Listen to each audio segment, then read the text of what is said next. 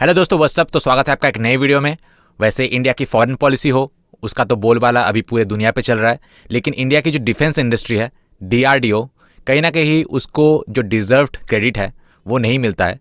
लेकिन Brazil media जो है, उन्होंने हमारे इंडिया के डिफेंस इंडस्ट्री डीआरडीओ को शायद वो क्रेडिट दिया जो वाकई में डीआरडीओ डिज़र्व करता है। तो आज हम जो है एक साथ मिलकर ये वीडियो देखेंगे और बहुत ही अच्छी वीडियो है, और ब्राज़ील के बारे में भी हम बहुत कुछ जानेंगे इस वीडियो में। तो चलिए वीडियो शुरू करते हैं।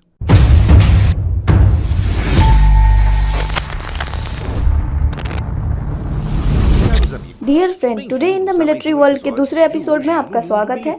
ये चैनल करेंट मिलिट्री सब्जेक्ट पर चर्चा करने में एक्सक्लूसिव है,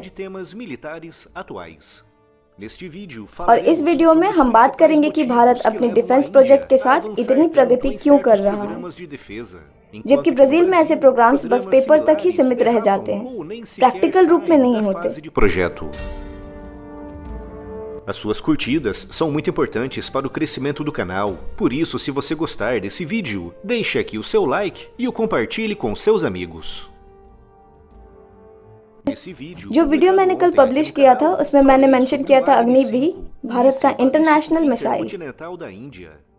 इतना मजबूत हथियार, इसने भारत को दुनिया भर के कई अन्य महान मिलिट्री पावरफुल नेशंस के साथ समतल कर दिया। उस वीडियो में लोगों ने इंडिया इन सब प्रोजेक्ट्स में डेवलप कर रहा है इस फैक्ट पर काफी सारे कमेंट्स किए हैं, जबकि ब्राजील कभी कभी कोशिश करते समय असफल हो जाता है। क्या ब्राजील और इंडिया में ऐसा कोई डिफरेंस है जिसे एक्सप्लेन किया जाए?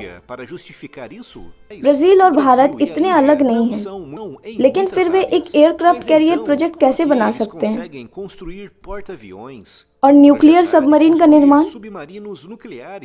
उन बड़े सैटेलाइट्स को स्पेस में भेजना, खुद न्यूक्लियर बॉम्ब बनाना और इसे टेस्ट करना, और 8000 किलोमीटर की रेंज वाली बैलिस्टिक इंटरकॉन्टिनेंटल मिसाइलें, जबकि ब्राजील नहीं कर सकता।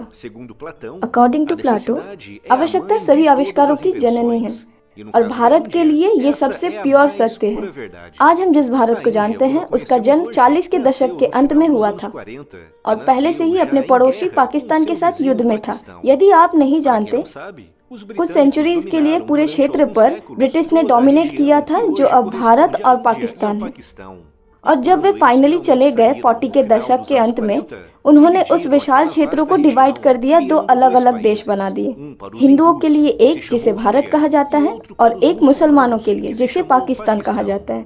लेकिन जैसा कि आप उम्मीद कर सकते हैं, इस विभाजन से सभी खुश नहीं थे, और उन्होंने फौरन बाधाओं के विरुद्ध आवाज उठाई, भारत और पाकिस्तान दोनों तरफ। और एक परिणाम के रूप में 1947 के बाद से भारत और पाकिस्तान के बीच 4 बड़े युद्ध हुए। A Índia e o Paquistão envolveram-se em 4 grandes guerras और कम से कम उसे 4 सीमा पर झड़पें हुई, जिसके परिणाम स्वरूप लगभग युद्ध हुआ। इन युद्धों में नागरिक और मिलिट्री दोनों पक्षों के दर्जनों भारतीय और पाकिस्तानी मारे गए। morreram nessas guerras.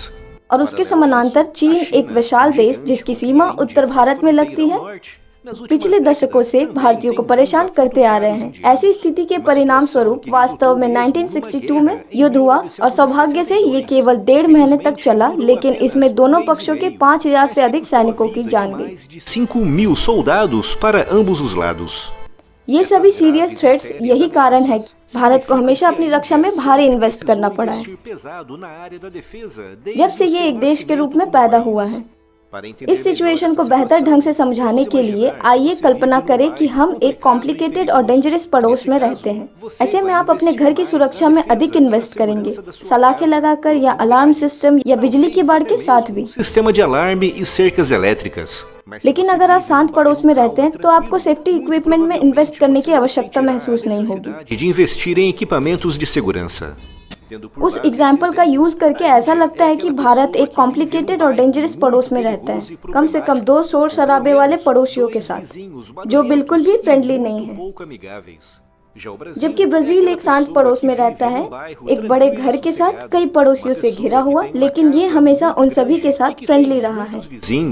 Mas que tenta sempre se dar bem com todos eles. E por isso, o Brasil não इसलिए sente ब्राजील a ऐसे necessidade मजबूत और de एडवांस्ड atividades हथियार बनाने और militar प्रोजेक्ट tão करने की poderosamente आवश्यकता महसूस नहीं avançadas करता, como a Índia tem जैसा vindo कि a भारत fazer. करता आ रहा A है। Índia भारत ने desenvolveu 70 के bombas दशक में nucleares परमाणु nos बम anos 70 विकसित किए थे, como uma resposta पाकिस्तान और direta चीन की à धमकियों के ameaça do सीधे जवाब में। Paquistão e अपने também da लो, China. मीडियम और Com essa लॉन्ग रेंज की mesma मिसाइल ameaça, tendo कार्यक्रम के justificado o डेवलपमेंट को desenvolvimento सही do ठहराने programa के de लिए mísseis समान balísticos खतरों का de उपयोग curto, करना। médio e ब्राजील के longo पास ऐसा alcance. पाकिस्तान या O चीन Brasil पड़ोसी não नहीं tem है, Paquistão और ये nem a वास्तव में China मायने na sua रखता है जब ये vizinhança. सेफ्टी में E isso इन्वेस्ट pesa करने के muito बारे में nas है। decisões de investimento na área da defesa. अगर हम ज्यादा कॉम्प्लिकेटेड पड़ोस में रहते जैसे भारतीय रहते हैं, हम आजकल ऐसे क्षेत्रों में बेहतर स्थिति में होंगे।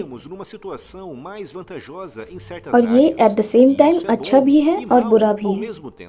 ये अच्छा है क्योंकि किसी भी ब्राजीलियन या उनके दादा दादी को अपने देश पर आक्रमण और आक्रमण का सामना नहीं करना पड़ा। Atacado e invadido ou viver com medo disso acontecer. Apesar de vivermos uma gravíssima हालांकि हमें एक crise de भयानक segurança public safety pública, situation का isso सामना não se करना compara पड़ता, ao medo ये de युद्ध você के ser लिए convocado बुलाए जाने para के uma डर की guerra तुलना e में ter कुछ que भी नहीं है। deixar a sua família para trás, और अपने फैमिली ou को ver पीछे partir छोड़ना um या pai, अपने पिता, irmão, भाई या बेटे को filho युद्ध para में uma जाते guerra देखना, que você não आप नहीं sabe जानते como vai ये decorrer. कैसा लगता होगा। ये Isso é कुछ algo ऐसा que o है जो Brasil não ब्राजील कम से conhece há कम pelo 150 वर्षों menos से नहीं जानता है। 150 anos, desde a Guerra do Paraguay Paraguai, के युद्ध mas के é um बाद से, medo com o लेकिन qual os भारतीय हर दिन indianos इसी डर के convivem साथ जीते todos हैं। os dias. भले ही नॉन डेंजरस पड़ोसी E se हो por तो esse lado अच्छा é है। bom não ये भी termos खराब है vizinhos perigosos, क्योंकि हमारे पास por outro lado é advance mau, defensive pois system não develop temos करने aquele के लिए impulso extra adicional motivation para नहीं है, desenvolvermos sistemas स्पेशली आजकल के defensivos जमाने mais में। avançados. Até porque, दूर के पड़ोस से principalmente कोई hoje em व्यक्ति dia, हमारे é फ्रेंडली muito पड़ोस में fácil जाने para का um morador फैसला de um करेगा। bairro distante resolver fazer uma visita não desejada ao nosso bairro amistoso. O que deixa o nosso इसलिए ये país हमारे numa देश को posição भारी खतरों के delicada e खिलाफ एक vulnerável नाजुक और कमजोर face a स्थिति में डालता ameaças है। externas não इस regionais. प्रकार ब्राजील और भारत के अलावा Apesar do समान Brasil कठिनाइयों e का da सामना Índia करना serem पड़ता है, países que enfrentam dificuldades semelhantes tanto a nível social और social इकोनॉमिक como दोनों econômico, मामलों में। a Índia é muito Bharat mais अपनी रक्षा के desenvolvida na मामले में área da कहीं अधिक defesa, एडवांस्ड porque है ela precisa क्योंकि जीवित disso रहने para के लिए sobreviver, इसकी आवश्यकता है, enquanto que o जबकि Brasil, ब्राजील अपने शांत पड़ोस में rigorosamente खतरनाक रूप से acomodado no seu समायोजित bairro है, calmo, não vê और ऐसा tantos करने का कोई incentivos कारण para नहीं fazer है, o mesmo.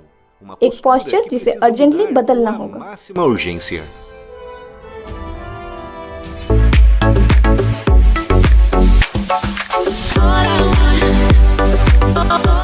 तो सबसे पहले मार्सेलो कान्हा ने कमेंट किया है कि मैं आपके वीडियो से पूरी तरीके से सहमत हूं।